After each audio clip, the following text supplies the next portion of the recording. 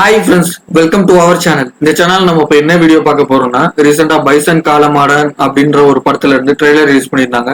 அந்த ட்ரெய்லருக்கு தான் இப்போ நம்ம ரியாக்ஷன் கொடுக்க போறோம். இந்த வீடியோ உங்களுக்கு பிடிச்சிருந்துச்சுன்னா லைக் பண்ணுங்க, ஷேர் பண்ணுங்க, சப்ஸ்கிரைப் பண்ணுங்க. அடுத்து இந்த வீடியோக்கு ரியாக்ஷன் கொடுக்கணும்னு மறக்காம கமெண்ட்ல போஸ்ட் பண்ணுங்க. இப்போ வாங்க வீடியோக்குள்ள போகலாம்.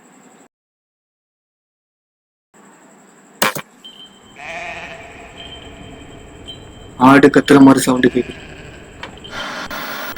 த்ரூ விக்ரம் மியூசிக் போட்டவரா? 1990. அந்த காலத்துல நடந்த கதை போல, 1990 நடந்த கதை போல. தெற்க சவுத் சைடு நடந்த கதையா, உண்மை கதையா என்ன தெரியல. என்னன்னு பார்ப்போம், படம் வந்தாதான் தெரியும். ஏய், இதழுக்கும் ஒரு நல்லாதான் இருக்கு.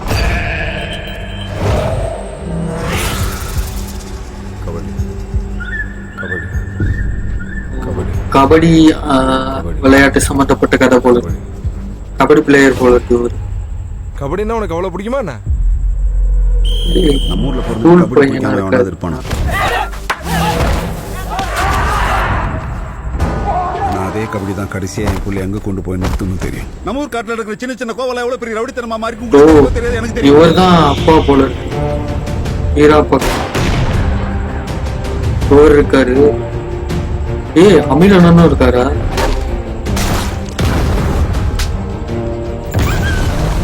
இவங்க ரெண்டு பேரும் வேற வேற கேங்குன்னு நினைக்கிறேன். உங்களுக்குள்ள ஒரு சண்டை தான் வருதுன்னு நினைக்கிறேன். ஏன்னா உங்க ரெண்டு பேரும் ஒரே கேங்கா இருக்க முடியாது. ரெண்டு பேரும் வேற வேற கேங்கா இருக்கணும்.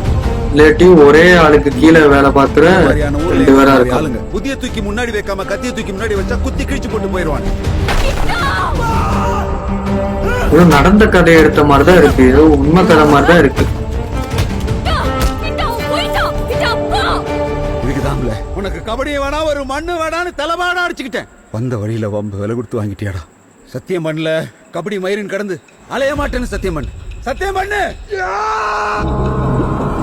திமிரிய திமிழ்.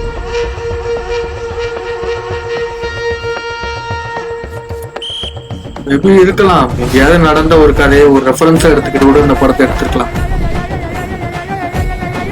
மறுபடியும் கபடி விளையாட வந்துடுறாரா? மறுபடியும் வந்துடுறாரு போல இருக்கு கபடி.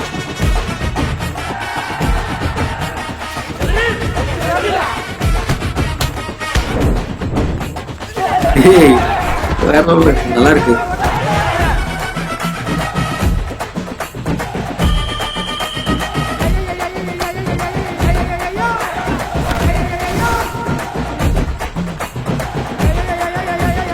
வேணான்னு விட்டுட்டு போனதை மறுபடியும் வந்து விளையாண்டு ஜெயிக்கிறாரு. பத்தாதுரா, இது பத்தாது. உன் கையை உடைச்சாலும் சரி, காலை உடைச்சாலும் சரி, நீ ஓடிக்கிட்டே இரு. மேல மேல போகணும், அந்த டாப்புக்கு போகணும், உச்சத்துக்கு போகணும். அப்பதான் நாமெல்லாம் இங்க ஒரு ஆளாவே தெரியும். டேய், நீ கிளம்புடா. மாரி செல்வராஜ். ஏய், பைசன் அக்டோபர் 17. ஓகே, ட்ரெய்லர் பார்த்தாச்சு. ட்ரெய்லர் நல்லா சிம்பிளா போச்சு. அதாவது ட்ரெய்லர்ல வந்து ஓவர் மூமெண்ட், ஹை மூமெண்ட் இந்த மாதிரி எதுவுமே கிடையாது. சிம்பிளா பிளைனா தான் இருந்துச்சு. ஆனா டிஃபரெண்டா இருந்துச்சு, நல்லா இருந்துச்சு. இது ஒரு கிராமத்துல நடக்கிற கதை மாதிரிதான் இருக்கு. மாரி செல்வராஜ் சார் படங்கள் வந்து பரியேறும் பெருமாள், கர்ணன், மாமன்னன், வாழை, இந்த படம்லாம் பார்த்தீங்கன்னா அது வந்து ஏதோ ஒரு சமூக பிரச்சனை தான். அதாவது அந்த காலங்கள்ல ஜாதினால மக்கள் வந்து எப்படி கஷ்டப்பட்டாங்க, அதை வச்சு ஒருத்தவங்க வந்து இன்னொருத்தருக்கு எப்படி கஷ்டம் கொடுத்தாங்க, அதை வச்சு இன்னொருத்தவங்க எப்படி கஷ்டப்பட்டாங்க. இந்த மாதிரி அதாவது மேல் ஜாதிக்காரங்களாம் அவங்களுக்கு கீழே நினைக்கிறவங்கள பூரா எப்படி கஷ்டப்படுத்தினாங்க, எப்படி ஒதுக்குனாங்க. அது மட்டும் இல்லாம இந்த மாதிரி ஒதுக்கப்பட்ட மக்கள்லாம் அவங்க தனியா எவ்வளவு கஷ்டங்கள் பட்டாங்க. அது மாதிரி படங்களை தான் மாரி செல்வராஜ் சார் எடுப்பாரு. இந்த படமும் அந்த மாதிரி ஒரு கதைன்னு தான் நினைக்கிறேன். இப்போ ஸ்டோரி பார்ப்போம். ஸ்டோரி பார்த்தீங்கன்னா ஒரு ஊருக்குள்ள ஒரு ஊரான்னு தெரில, ஒரு ஊரா ரெண்டு ஊரான்னு தெரில, அதுக்குள்ள வந்து ரெண்டு பேர் இருக்காங்க. அதாவது அமீர் அண்ணன் ஒருத்தர் இருக்காரு, அப்புறம் இன்னொருத்தர் இருக்காரு. அதாவது வில்லனா நிறைய படத்துல வருவார், ஓகேங்களா, அவர் இருக்காரு. இந்த ரெண்டு பேரும் வேற வேற கேங்கா இருக்கணும். அதாவது அமீர் அண்ணன் ஒரு கேங், அப்புறம் இன்னொருத்தர் அவர் ஒரு கேங். இவங்க ரெண்டு பேருக்குள்ளயுமே பிரச்சனைகள் வந்துட்டே இருக்கும். இவங்க ரெண்டு பேரும் நான் பெரிய ஆளா நீ பெரிய ஆளான்னு போட்டி போடுறாங்க. அப்படி போட்டி போடுறப்ப இவங்க சைடு ஒரு குரூப் இருக்காங்க, இவங்க சைடு ஒரு குரூப் இருக்காங்க. ஓகேங்களா, இவங்க ரெண்டு பேருமே தனித்தனியா இருக்காங்க. இவங்க சைடு ஒரு குரூப், இவங்க சைடு ஒரு குரூப்னு இருக்காங்க. அப்படி இருக்கிறப்ப அவங்க வந்து ஒரு கபடி போட்டி இந்த மாதிரி நடத்துறாங்க. அந்த கபடியில வந்து ஒரு பக்கம் அந்த அந்த டீமா இருக்கும், அமீரான டீமா இருக்கும், இன்னொரு பக்கம் இந்த இவர் டீமா இருக்கும். ஓகேங்களா, இவங்க ரெண்டு பேர் சைடுல யாரோ ஒரு சைடு தான், அதாவது இவங்க ரெண்டு பேர் ஊர்ல யாராவது ஒரு சைடு தான் வந்து துருவ் விக்ரம் சார் இருப்பாரு. அவர் வந்து விளையாட வராரு. அவர் விளையாட வரப்ப அவர் வந்து நிறைய பயிற்சிகள் இந்த மாதிரிலாம் எடுக்கிறார். அதாவது ஸ்கூல் டயத்திலேயே வந்து அவர் வந்து கபடி மேல ரொம்ப ஆர்வமா இருக்காரு போல இருக்கு, அந்த மாதிரி காட்டுறாங்க.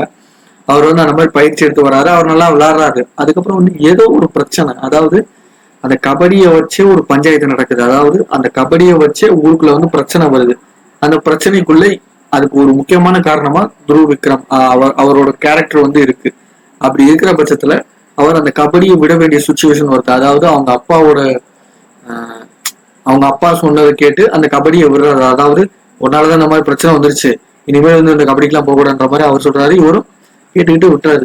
விட்டுட்டு ரொம்ப நாள் வந்து அதை முழுசா விடாம, அதாவது எப்படின்னா ஒரு விஷயம் நமக்கு பிடிச்சிருக்குன்னா அதை நம்ம செய்யக்கூடாதுனாலுமே அதை நம்மளால முழுசா விட முடியாது. நம்மளே வந்து செய்ய வேணாம் நினைச்சாலுமே அதை முழுசா நம்மளால விட முடியாது. அந்த மாதிரி ஒரு மனநிலையில இருக்காரு. அதுக்கப்புறம் ஏதோ ஒரு காரணத்துக்காக மறுபடியும் திருப்பி விளையாட வராரு. விளையாட வந்து மறுபடியும் முதல்ல இருந்து ஜெயிக்க ஆரம்பிக்கிறாரு. ஜெயிக்க ஆரம்பிச்சோன்னு அதை வந்து ஆப்போசிட் டீம் எப்படி தடுக்கிறாங்க, அது என்னென்ன பிரச்சனைகள் நடக்குது, இதுதான் வந்து ஸ்டோரியா இருக்கணும்னு நினைக்கிறேன். எனக்கு தெரிஞ்ச ஸ்டோரி வந்து இப்படிதான் தோணுது. ஏன்னா வந்து நம்ம வந்து படத்தை வந்து டைரக்டா பார்த்தா தான் தெரியும்.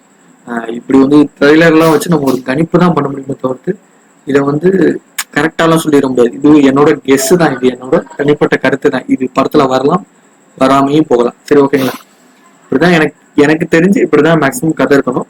இப்படி இல்லாம அவங்க வேற மாதிரி கூட படத்தை எடுத்திருக்கலாம். எப்படி எடுத்திருக்காங்கன்னு நம்ம படத்தை போய் பார்த்து தெரிஞ்சுக்குவோம். அதாவது October 17 தான் ரிலீஸ் ஆகுது. எத்தனை படம் October 17 ரிலீஸ் ஆகுதுன்னு பாருங்களேன். இதுக்கு முன்னாடியே 2 படத்துக்கு நம்ம இது பார்த்துட்டோம். இப்ப இது 3வது படம் வேற. சரி, ஓகே. இந்த படம் நல்லா இருக்கும் தான் நினைக்கிறேன். ஏன்னா மாரி செல்வராஜ் சாரோட படம் வேற லெவல்ல தான் இருக்கும்.